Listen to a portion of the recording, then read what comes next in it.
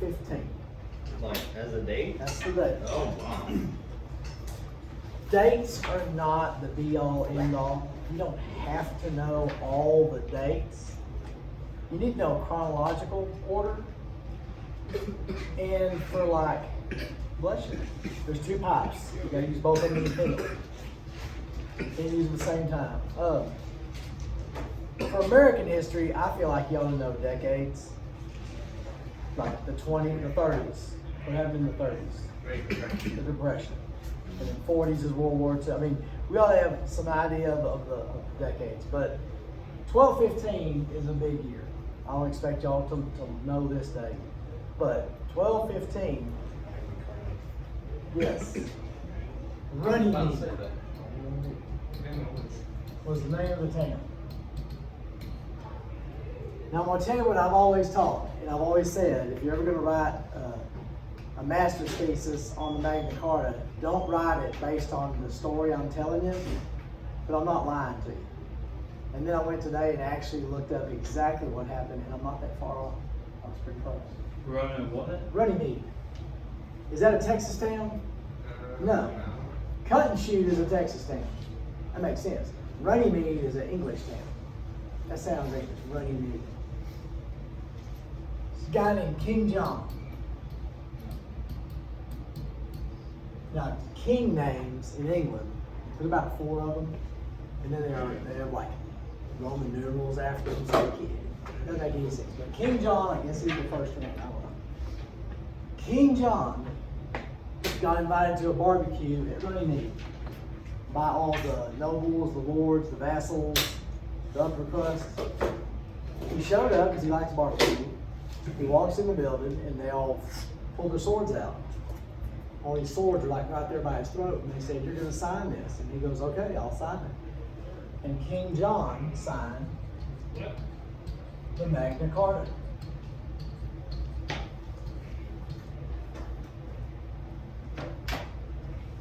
The Magna Carta is one of the most important documents in world history because it was the first time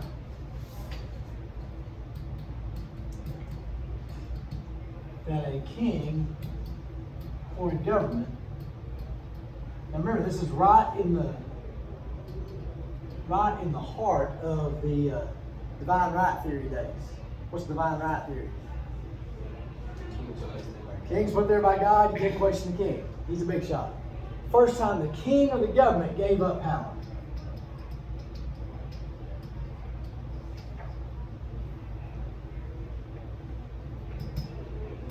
It's also the first time people gained rights.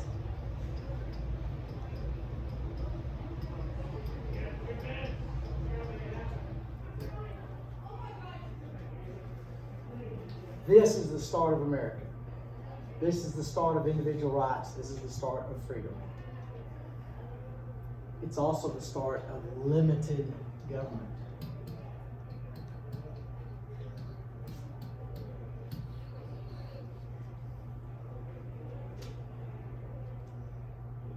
And the start of the rule of law.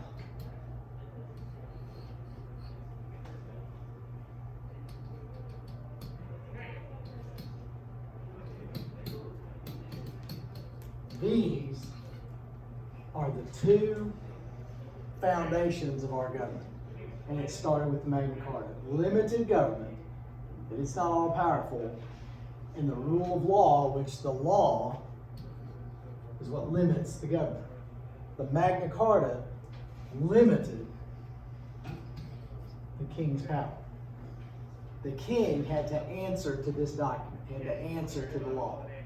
Usually it's all the people had to answer to the king's law. Now the king has to answer to the law. So the law is what's in control, not the king. See how that started America? It says king movement, or what is it? The birth of King / government. Oh, king/government. Okay. Oh yeah, sorry about that. First time the king or the government gave up power, and the people gained rights. Now what really happened was King John had gotten a bunch of money from the people, raised taxes to go fight a war against France, and he lost. So they're ticked. And they were fixing to start a civil war, and actually the king invited them to a barbecue. The king called them over for peace talks. And in order to stay king, he signed this document. So they wouldn't cut his head off. To save his own skin, he signed this. So I was pretty close. Pretty close. Yeah. There's the Magna Carta. Everybody good on that? What's the two things we got from the Magna Carta? Limited government, rule of law. Rule of law. You see how those are so important? Wow. Wait, what is rule of law again? It's where the law, like we have the Constitution. Oh, okay. Our government has to answer to the Constitution. Okay. We don't answer to the government. The government answers to the legislature. We're all under the law. Kings, unless your name is R.J. Simpson, and you can pay for lawyers, and you don't have to answer to the law. Now let's talk about England. Let me give you this first, and then we'll go to that. In the 1600s, two documents were ratified in England. One of them was the English Bill of Rights. English Bill of Rights. Oh, I'm gonna do this. English Petition of Rights.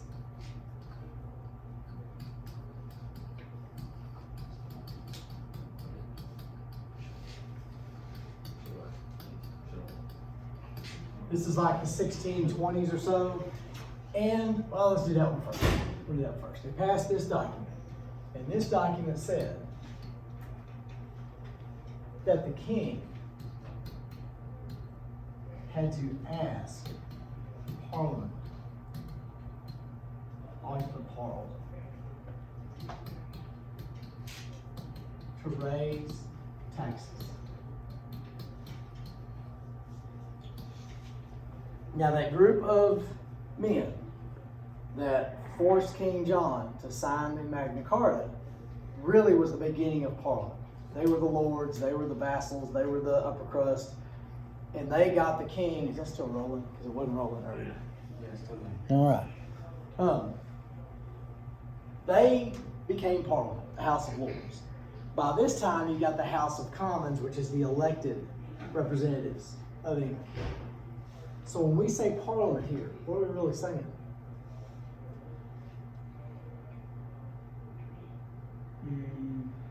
If I say Congress, who am I really saying? The people. The people, yeah. Oh, people. The people of America is Congress. The people of Parliament, a people of England, is Parliament. That's who represents them. So what is this saying? King asked the people to raise the tax. You have to get the people's permission to raise taxes. Is that huge? Yes. Yes. That's massive. Also, no 25-cent troops.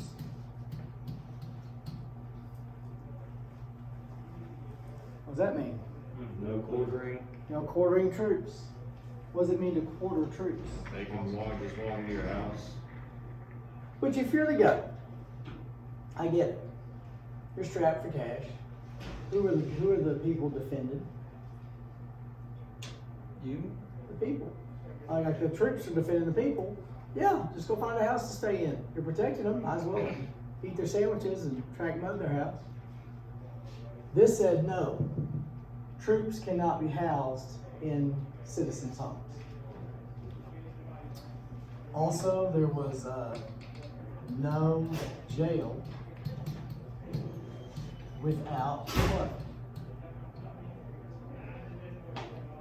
Fair trial? Trial? I don't know what it's called.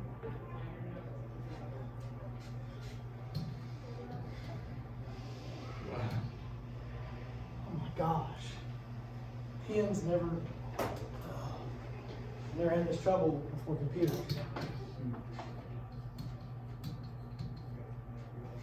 No jail without a trial.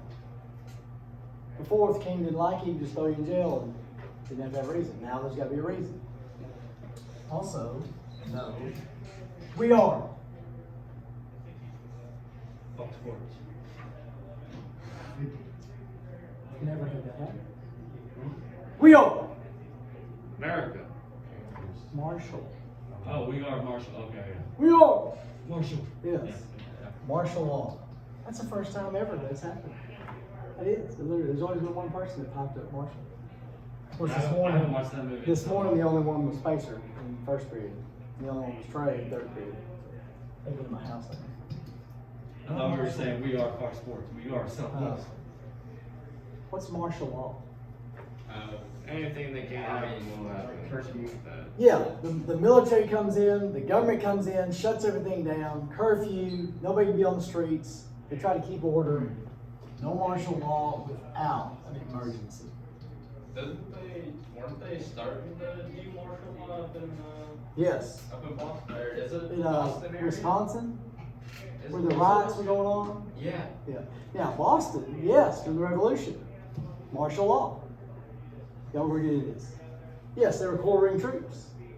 When y'all were in 6th grade and in 8th grade, maybe even in juniors last year, what phrase have you heard over and over in history class? No. Taxation without representation. Oh, taxation without representation. So the people in the colony Lost the Tea said, Party. you cannot impose that tax on us because we are not represented in Parliament.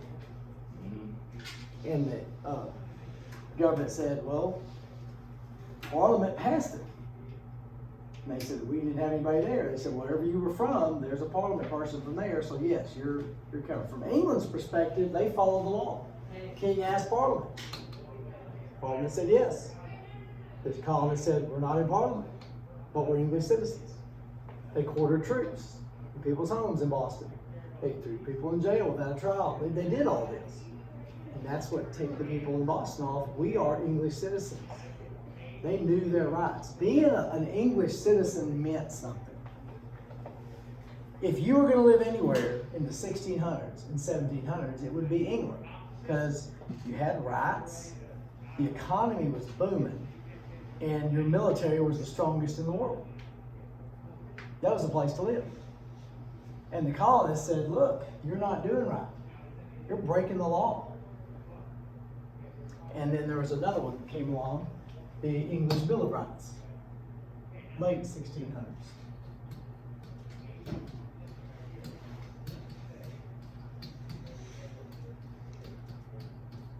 And it said the king has to ask Parliament, which means what? People. For almost everything. Not just taxes. Now Parliament's got their hand in everything. So the people have even more rights, more control, more say-so.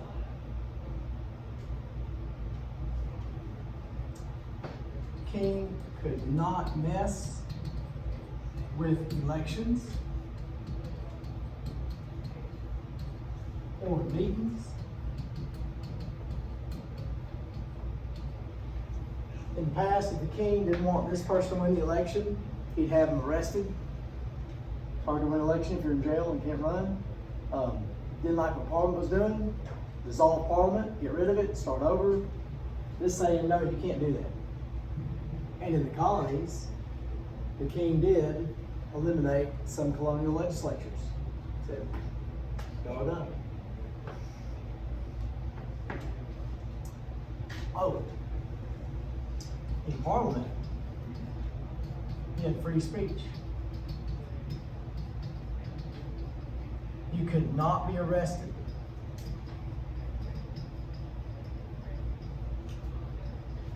Could not be arrested in Parliament for something you said. You had free speech in Parliament. You could voice your opinions in the halls of Parliament.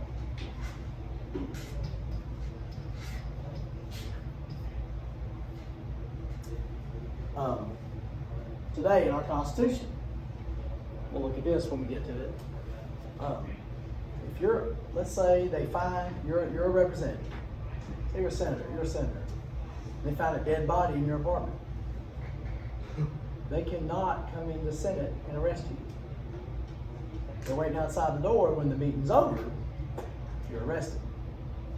So that gives you So you're not free. You're not free to commit any crime you want to, but they cannot interrupt the meeting. They can't mess with the meeting. That comes from England.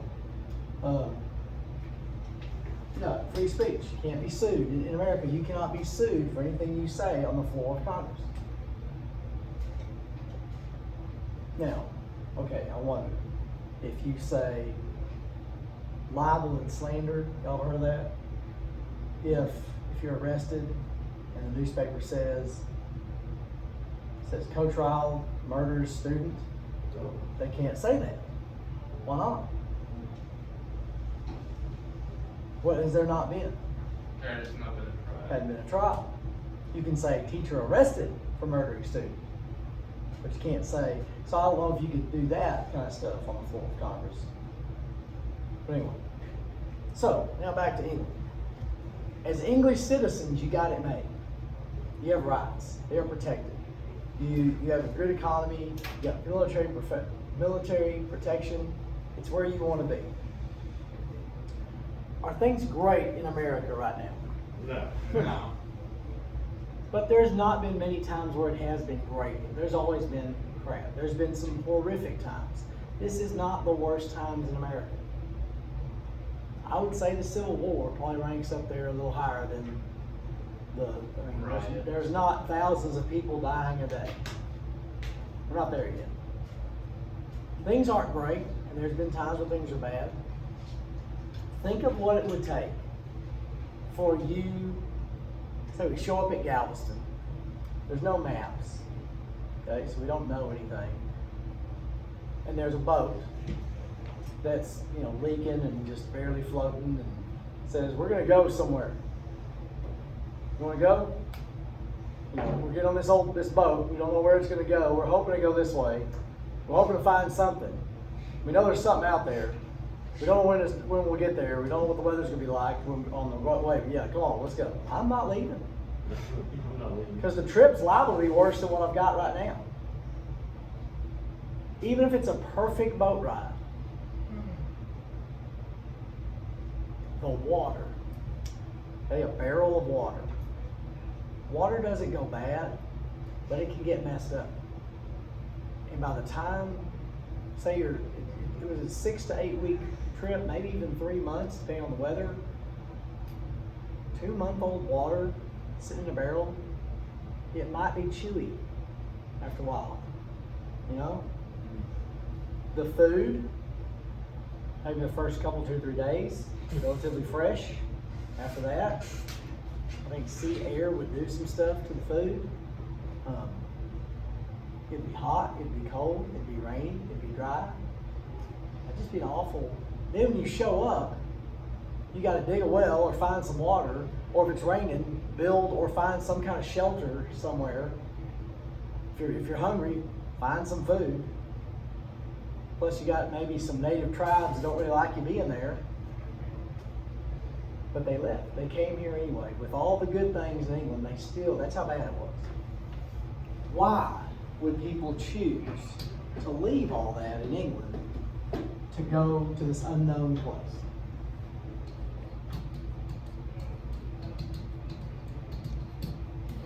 What were some reasons they left?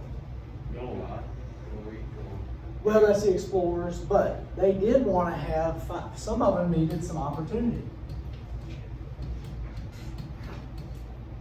In England, yes, you had rights, but if your dad scooped poop for a living, what are you fixing to do for a living? You're going to scoop some poop. If your dad's the king, you got it made. You were kind of stuck where you were at. If you went to America, maybe you could get some sort of fresh start. Maybe you could get an upper hand, maybe economically. You could gain something, maybe find something. Who knows? Also land. Is there a lot of land in England? No. And it was all it took. But you go to America, kind of walk around and say, I like this. And then, maybe some Indians show up and doesn't like you being there, but you have a chance to get some land. What's another reason people left? What have y'all been taught all your life? Right. Religious freedom. Yeah. Not the Puritans, Pilgrims. Tell you a little story here. Henry VIII. You ever heard of Henry VIII? Yes. He's the guy with the reddish brown Abraham Lincoln beard, flat hat, and the turkey leg. That's Henry VIII. He feels like a. He's kind of a fat Abe Lincoln. He was married to this girl, and she had a girl. She didn't have a boy. She had a little girl. Is that a problem? Yeah. Kings can't have girls. A king has to have a boy, so that he can carry on the name and be the king, and not the girl's going to marry some other guy, then that guy's the king. So something's wrong with this girl. So he wants to get a divorce. What church did you go to back then? Catholic, Roman Catholic Church, that's it. Can't get divorced. He asked the Pope to annul the marriage. The Pope said, nope, ain't good.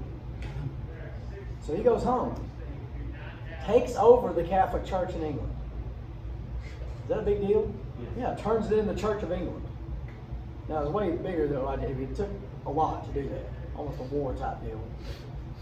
He sees this hot babe. First thing he does is grant himself a divorce. I'm divorced. You know, and stands up. He sees this hot babe named Anne Boleyn. He says, if that girl could have a boy, he gets married, she has a girl. No man has done anything, no man has ever done more to get a girl than he did for Anne Boleyn. No other man has ever taken over a country's religion, turned it into his own. No one's done that. So obviously we have to cut her head off. So cut her head off. Married somebody else. She finally had a boy. And he wasn't any good. He was sick and weak and didn't work. So he had 2 daughters and a son. That led to a civil war. The Bloody Mary, that's Mary, it was Elizabeth and Mary. I don't remember which was which. I think Mary was the first wife's daughter. She hated Henry VIII. She hated the Protestant church because Catholic church was her thing. He ended the Catholic church, so he bring this other girl in. They hated each other. She hated the Catholic church, and it just became this huge, bloody civil war. Now, out of that, the Church of England is the national religion. You had to follow their rules. You didn't have to go to church there, but you had to pay taxes, and if you wanted to participate in stuff, you had to go to church there. The Puritans wanted religious freedom. They wanted to do worship the way they wanted. Religious freedom. So they got on a boat. What boat did they get on? Mayflower. They came over, established Massachusetts, and they had 0 religious freedom. You have to worship the way we're right, so you have to worship the way we want you to. So they came and did. Every colony was like that. There was no religious freedom. They were free to be what we want, but you have to do what we want, except for Rhode Island and I think Maryland. But probably break it down. These are the 2 reasons people did choose to leave England and come to America. All right, we good? Okay, that's good for today. Thank you very much. Hope this works.